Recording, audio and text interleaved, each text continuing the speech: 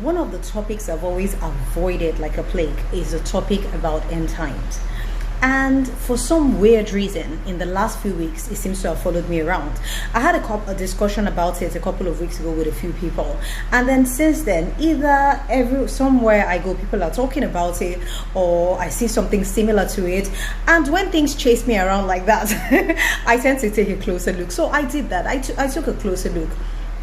And when you talk about end times, right, what comes to mind? The first thing that comes to mind is the coming of the entity, which is anti. I'm being very careful because I don't know what the social media guidelines are. So I'll say against Christ. You know what I'm talking about? Anti. Whatever. And so you think about that, and then you also think about the second coming of Jesus, right? So those are the things that come to mind. But one thing I've noticed that I've been able to pick up on is that a lot of people talk about it as a future event, as though, oh yeah, it's going to happen, it's coming, yes, we're waiting, we're here, we're just waiting for that event to happen. And yes, I am talking about Christians, including myself. So it is a religious topic, so to speak. But I mean, at the end of the day, we all like to learn, right? So it's open to everybody. So I have a question.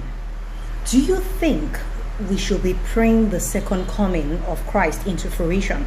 Do you think we should be praying about it as Christians? Now, I know I sound cuckoo. Let me break it down, right? The first coming of Christ was predicted by prophet Isaiah, yes? However, the prophetess Anna was in constant fasting and prayer. She prayed it into fruition.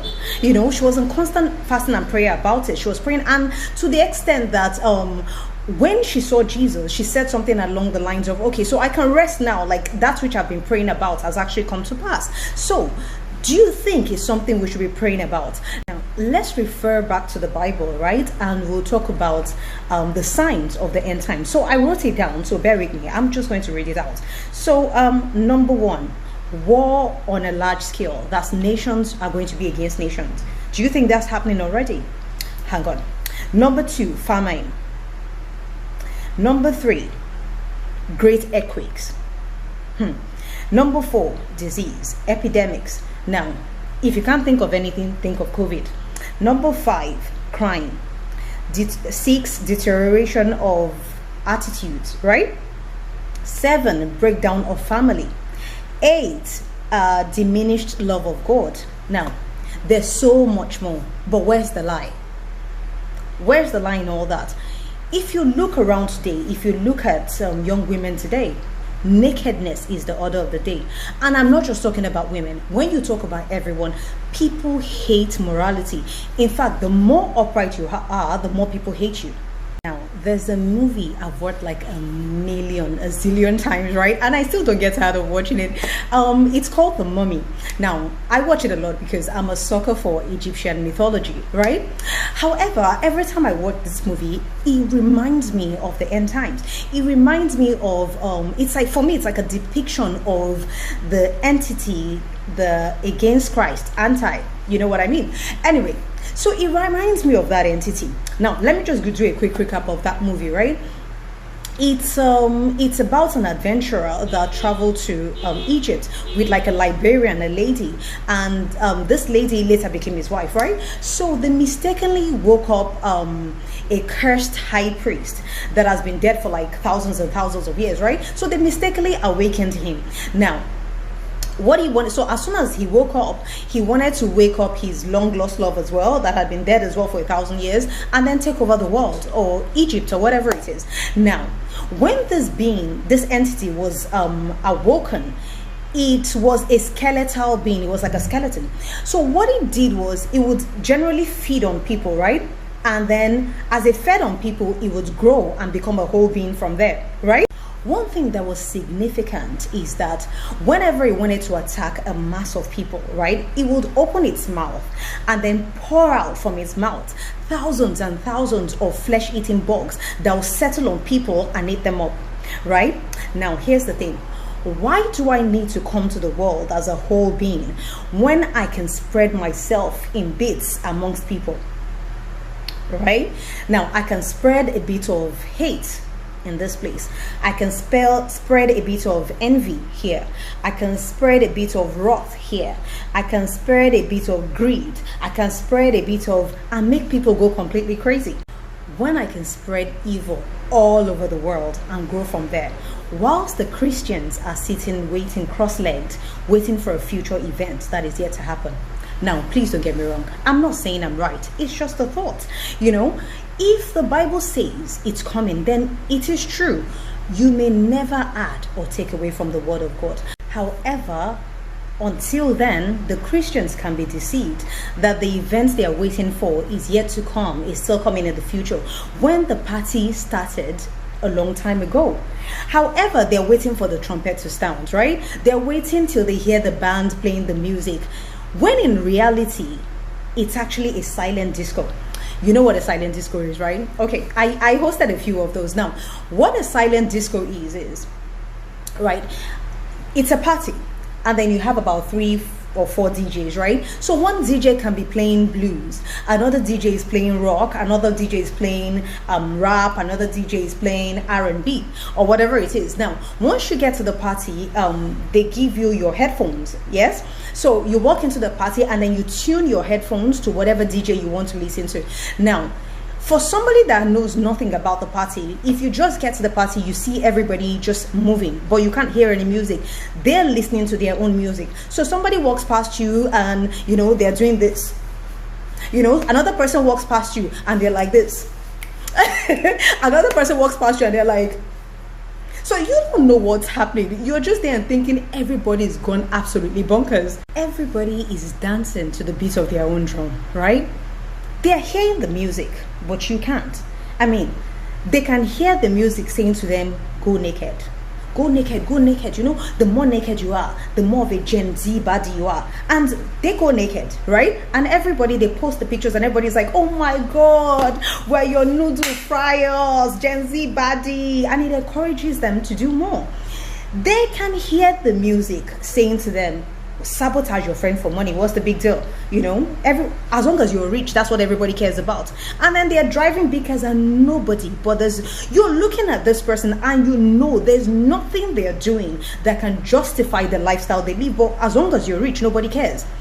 They can hear that music saying to them, steal your best friend's husband, steal your best friend's wife. What's the big deal? As long she's not even taking care of him anyway. And then she comes out with that and everybody's like, yeah, what? Her life, her choice. No. If you're darling, blah, blah, blah, blah. And everybody is happy about it. People are celebrating it. They hear the music, but you can't. All this is going on, but somehow we're still relaxed as Christians, thinking it's a later event. It's still coming. Oh, it's coming. It's going to happen in future, right? We're relaxed, sitting back, not praying, waiting till the time people will start to get the mark. You know the mark I'm talking about. Like I said, I don't know social media guidelines, so I'm being very careful with my words. So we're still waiting for the mark. Until then, people are being deceived into getting pretty little marks like flowers, colorful art on their bodies and everything, right? How else do you explain a girl that gets a tattoo on her crotch and spreads it out on social media and everybody's like, oh, so cute? How else do you explain that? And please don't get me wrong, I am not castigating tattoos in any way, but we're talking, this is a religious topic, and we're talking about the things of God. Things of God are of the spirit. And when you talk about tattoos and piercings in religion, it's frowned upon. Now, like I said, I think I said it in my last video, I used to be one of the most disobedient people. So the only reason I don't have a tattoo, so I'm not trying to castigate it. Before you thought about it, I was already doing it. Like I said before, I used to have a tongue piercing, right?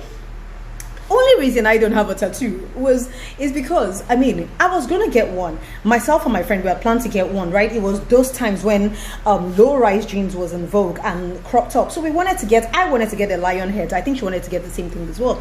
So we went to a tattoo parlor, right? And luckily she had to go first. So as she went there and she laid down and they were, doing the tattoo thing for her, it was like a needle, right? Like a syringe. It was with ink, right? So it was like a needle and it would pierce into your skin.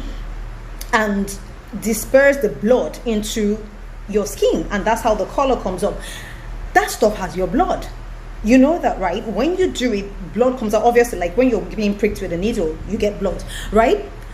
When I saw that, I hightailed it out of there because I don't like pain. Right? So I hightailed it out of there. By the time she was done getting her tattoo, I was already in bed. So she called me and I'm like, nah, I'm not going through that pain, even though I had my tongue pierced and everything. So I'm not castigating it, and I'm not saying it's evil. I'm talking about from a religious standpoint, it's frowned upon. You get this beautiful tattoo on your crotch, spread it on social media. Now, the more outrageous it is, the more likes and followers and comments and views, it gets. Hence, more fame and more fortune. And you tell me it's still a future event. Now, let me ask again, do you think as Christians we should start praying the second coming into fruition? Because look around you. The world is getting very, very cold.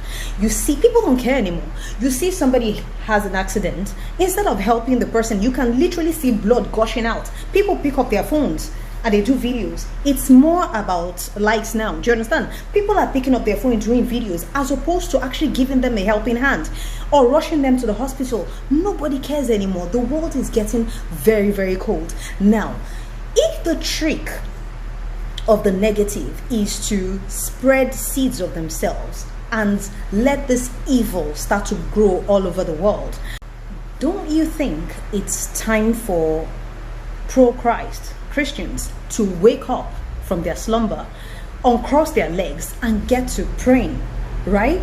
So that they also can spread seeds all over people. Now, the more prayer, the more consciousness of Christ can be spread over people. For instance, if a man is praying and for the salvation of his family, now his family gets saved, they join him in prayer. That's more people, right? Now that family starts to pray for the next family, and that family starts to gradually, the consciousness of Christ, the seed of Christ will start to spread over people. Now, the more prayer, the more it can suppress the evil that is growing in the world, even before the actual coming, the actual event. What are your thoughts on this? Do you reckon we should still sit back and relax and think of it as a future event? What do you think? Namaste.